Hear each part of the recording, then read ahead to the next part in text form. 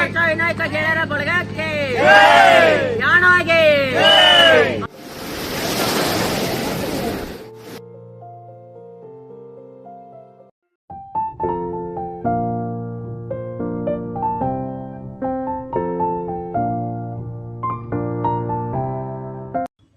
Hello, welcome back. ನಿನ್ನೆ ದಾಂಡೇಲಿಯಲ್ಲಿ ಅಷ್ಟೊಂದು water activities ಮಾಡೋಕ್ಕೆ ಸಿಕ್ಕಿಲ್ಲ. ಆದರೂ ಸ್ವಿಮ್ಮಿಂಗ್ ಪೂಲ್, ಫೋಟೋಸ್, ರೀಲ್ಸ್ ಮತ್ತು ಸಾಕಷ್ಟು ನೆನಪುಗಳ ಜೊತೆ ಒಂದೊಳ್ಳೆ ಟೈಮ್ ಸಿಕ್ತು. ನಮ್ಮ ಮುಂದಿನ ಜರ್ನಿ ಯಾಣದ ಕಡೆಗೆ ಸಾಗ್ತಿದೆ. ಫೋಟೋಸ್ ಮತ್ತು ವೀಡಿಯೋಸಲ್ಲಿ ನೋಡ್ತಿದ್ದ ಜಾಗ ಕಣ್ಣಾರೆ ನೋಡೋ ಎಕ್ಸೈಟ್ಮೆಂಟ್ ಅಂತೂ ಜಾಸ್ತಿ ಇತ್ತು.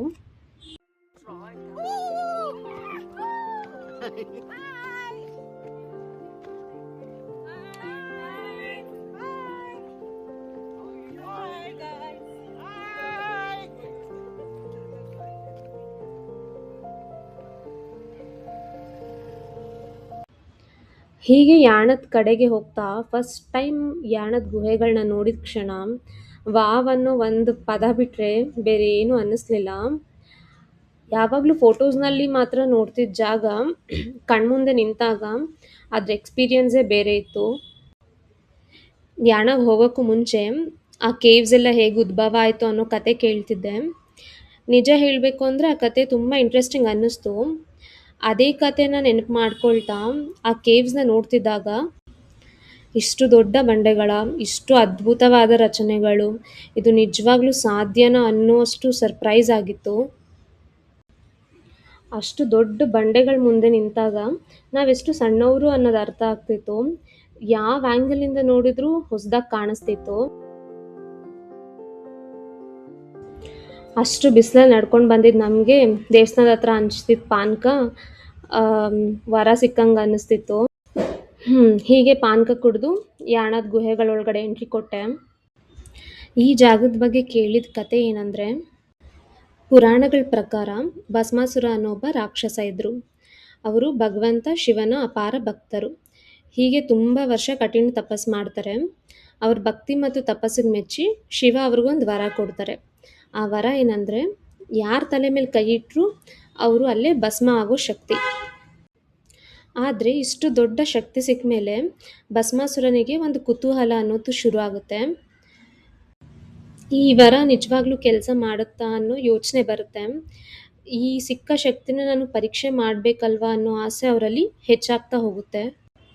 ಈ ಸ್ಪೆಷಲ್ ಪವರ್ನ ಪರೀಕ್ಷೆ ಮಾಡಬೇಕು ಅನ್ನೋ ಯೋಚನೆಯಲ್ಲಿ ಭಸ್ಮಾಸುರ ಭಗವಂತ ಶಿವನ ತಲೆ ಮೇಲೆ ಕೈ ಇಡಲು ಮುಂದಾಗ್ತಾನೆ. ಪುರಾಣಗಳ ಪ್ರಕಾರ ಶಿವನನ್ನೇ ಬೆನ್ನೆಟ್ಟಿ ಹೊಡ್ತಾನೆ. ಆಗ ಭಗವಂತ ಶಿವನು ಸಹಾಯಕ್ಕಾಗಿ ಭಗವಂತ ವಿಷ್ಣು ಬಳಿ ಹೋಗ್ತಾರೆ. ಆಗ ವಿಷ್ಣು ಒಂದು ಉಪಾಯ ಮಾಡ್ತಾರೆ. ಅವರೇ ಮೋಹಿನಿ ರೂಪದಲ್ಲಿ ಭಸ್ಮಾಸುರನ ಮುಂದೆ ಬಂದು ಪ್ರತ್ಯಕ್ಷ ಆಗ್ತಾರೆ. ಮೋಹಿನಿಯನ್ನು ನೋಡಿದ ಭಸ್ಮಾಸುರ ಒಂದು ಕ್ಷಣ ತನ್ನ ಕೆಲಸನ ಮರ್ತು ಬಿಡ್ತಾನೆ. ಆಮೇಲೆ ಮೋಹಿನಿ ಮೊದಲು ನನ್ನ ಜೊತೆ ನೀನು ಡ್ಯಾನ್ಸ್ ಮಾಡಬೇಕು ಅನ್ನೋ ಷರತ್ತು ಹಾಕ್ತಾರೆ. ಭಸ್ಮಾಸುರನಿಗೆ ಅದು ಓಕೆ ಅನಿಸುತ್ತೆ. ಹೀಗೆ ಡ್ಯಾನ್ಸ್ ಶುರು ಆಗುತ್ತೆ. ಮೋಹಿನಿ ಏನೋ ಸ್ಟೆಪ್ ಮಾಡ್ತಾರೆ, ಭಸ್ಮಾಸುರ ಕೂಡ ಅದನ್ನೇ ಫಾಲೋ ಮಾಡ್ತಾ ಹೋಗ್ತಾನೆ. ಮೊದಲಿಗೆ ಸಿಂಪಲ್ ಸ್ಟೆಪ್ಸ್, ಆಮೇಲೆ ಸ್ವಲ್ಪ ಕಷ್ಟದ ಸ್ಟೆಪ್ಸ್, ಹೀಗೆ ಒಂದೊಂದು ಸ್ಟೆಪ್ ಫಾಲೋ ಮಾಡ್ತಾ ಹೋಗ್ತಿದ್ದ ಭಸ್ಮಾಸುರ ಕೊನೆಗೆ ಮೋಹಿನಿ ತಮ್ಮ ತಲೆ ಮೇಲೆ ಕೈ ಇಡುವ ಸ್ಟೆಪ್ ಮಾಡಿದಾಗ ಭಸ್ಮಾಸುರ ಕೂಡ ಅದನ್ನೇ ಫಾಲೋ ಮಾಡ್ತಾನೆ. ಆ ಕ್ಷಣದಲ್ಲಿ ಅವನೇನು ವರ ಪಡೆದಿರ್ತಾನೋ ಅದನ್ನು ಮರ್ತೋಗ್ಬಿಟ್ಟಿರ್ತಾನೆ. ಆ ಸ್ಪೆಷಲ್ ಪವರ್ನ ಶಕ್ತಿ ಏನು ಅನ್ನೋದನ್ನು ಮರ್ತೋಗ್ಬಿಟ್ಟಿರ್ತಾನೆ. ಯೋಚನೆ ಮಾಡೋದಕ್ಕೂ ಮುಂಚೆನೇ ತನ್ನ ತಲೆ ಮೇಲೇ ಕೈ ಇಟ್ಬಿಡ್ತಾನೆ. ಅದೇ ಕ್ಷಣದಲ್ಲಿ ಅವನಿಗೊಂದು ವಿಷಯ ನೆನಪಾಗುತ್ತೆ. ಅಯ್ಯೋ, ಇದೇ ವರ ಅಲ್ವಾ?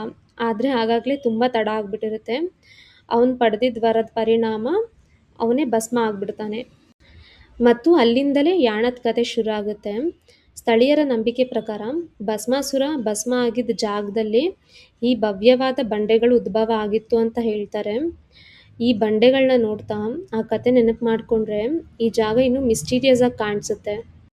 ಕತೆ ಏನೇ ಇರಲಿ, ನಮ್ಮ ಮುಂದೆ ನಿಂತಿರೋ ಈ ಪ್ರಕೃತಿಯ ಅದ್ಭುತ ಸೃಷ್ಟಿ ಮಾತ್ರ ನಿಜವಾಗ್ಲೂ ವಾವ್ ಅನಿಸುತ್ತೆ. ಇನ್ನು ಇದು ಪೌರಾಣಿಕ ಕತೆ ಆಯಿತು. ಆದರೆ ಸೈಂಟಿಫಿಕ್ ಆಗಿ ನೋಡೋದಾದರೆ ಈ ಬಂಡೆಗಳು ಲಕ್ಷಾಂತರ ವರ್ಷಗಳ ಹಿಂದೆನೇ ಪ್ರಕೃತಿಯಲ್ಲಾಗೋ ಚೇಂಜಸ್ಸಿಂದ ರೂಪುಗೊಂಡಿದೆ ಅಂತ ಹೇಳ್ತಾರೆ. ಮಳೆ, ಗಾಳಿ ಮತ್ತು ಭೂಮಿ ಒಳಗಡೆ ಆಗೋ ಬದಲಾವಣೆಗಳು ಹೀಗೆ ಲಕ್ಷಾಂತರ ವರ್ಷಗಳ ಕಾಲ ಪ್ರಕೃತಿಯೇ ನಿಧಾನವಾಗಿ ಈ ಬಂಡೆಗಳನ್ನ ರೂಪಿಸಿದೆ ಅಂತ ಹೇಳ್ತಾರೆ. ಹೀಗೆ ಪುರಾಣದ ಕಥೆ ಆಗಿರಲಿ ಅಥವಾ ಸೈಂಟಿಫಿಕ್ ರೀಸನ್ ಆಗಿರಲಿ, ಯಾಣ ಮಾತ್ರ ನಿಜವಾಗ್ಲೂ ಒಮ್ಮೆ ನೋಡಬೇಕಾದ ಜಾಗ ಅನ್ನೋದ್ರಲ್ಲಿ ಡೌಟ್ ಇಲ್ಲ. ಯಾಣನ ಕಣ್ತುಂಬಿಸ್ಕೊಂಡು ನಮ್ಮ ಮುಂದಿನ ಪಯಣ ಸಾಗಿತು ಗೋಕರ್ಣದ ಕಡೆಗೆ.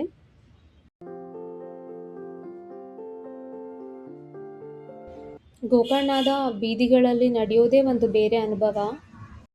ಒಂದು ಕಡೆ ದೇವಸ್ಥಾನದ ವಾತಾವರಣ, ಇನ್ನೊಂದು ಕಡೆ ಟೂರಿಸ್ಟ್ಗಳು, ಸಣ್ಣ ಸಣ್ಣ ಅಂಗಡಿಗಳು, ಹೀಗೆ ಸ್ಟ್ರೀಟ್ ಶಾಪಿಂಗ್ ಎಲ್ಲ ಮುಗಿಸ್ಕೊಂಡು ಮುಂದೆ ಸಾಗಿದ್ದು. ನಿಜ ಹೇಳಬೇಕಂದ್ರೆ ಗೋಕರ್ಣದಲ್ಲಿ ಎಲ್ರಿಗೂ ಬೇಗ ಬೇಗ ಹೋಗಬೇಕು ಅನ್ನೋ ಆತರ ಏನೂ ಇರಲಿಲ್ಲ. ಸುಮ್ಮನೆ ಹಾಗೆ ಸ್ಲೋ ವಾಕ್ ಮಾಡ್ತಾ, ಸುತ್ತಮುತ್ತ ನೋಡ್ತಾ, ಆ ಜಾಗದ ವೈಬ್ನ ಎಂಜಾಯ್ ಮಾಡ್ತಾ ಹೋಗ್ತಿದ್ವಿ. ಯಾವ ಅಂಗಡಿ ಚೆನ್ನಾಗಿದೆ, ಎಲ್ಲಿ ಫೋಟೋಸ್ ತೊಗೋಬೋದು, ಏನು ತಿನ್ನಬೇಕು, ಇವೆಲ್ಲದ್ರ ಬಗ್ಗೆ ಮಾತಾಡ್ತಾ ಮುಂದೆ ಸಾಗಿದ್ದು. ಇನ್ನೊಂದು ಕಡೆ ಸ್ಕಿನ್ ಕೇರ್ ರುಟೀನ್ ಎಲ್ಲ ಬಿಸಿಲಿಗೆ ಹಾಳಾಗ್ತಿದೆಯೇನೋ ಅನ್ನೋ ಚಿಂತೆ ಕೂಡ ಇತ್ತು. ಬಿಸಿಲು ಮಾತ್ರ ನೆತ್ತಿ ಮೇಲೆ ಇತ್ತು.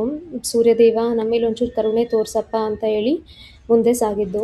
ಇನ್ನು ಸ್ವಲ್ಪ ಹೊತ್ತಲ್ಲೇ ನಮ್ಮ ಕಣ್ಮುಂದೆ ಕಾಣಿಸಿದ್ದು ಗೋಕರ್ಣದ ಕಡಲ ತೀರ. ಎಷ್ಟೇ ಬಾರಿ ಸಮುದ್ರ ನೋಡಿದ್ರು ಫಸ್ಟ್ ಟೈಮ್ ನೋಡ್ತಿದ್ದೀವಿ ಅನ್ನೋ ಫೀಲ್ ಮಾತ್ರ ಕಡಿಮೆ ಆಗಿಲ್ಲ. ಆ ಅಲೆಗಳ ಸದ್ದು, ಗಾಳಿ, ಆ ಕ್ಷಣಕ್ಕೆ ಬೇರೆ ಇನ್ನೇನು ಬೇಕಾಗಿರೋದಿಲ್ಲ.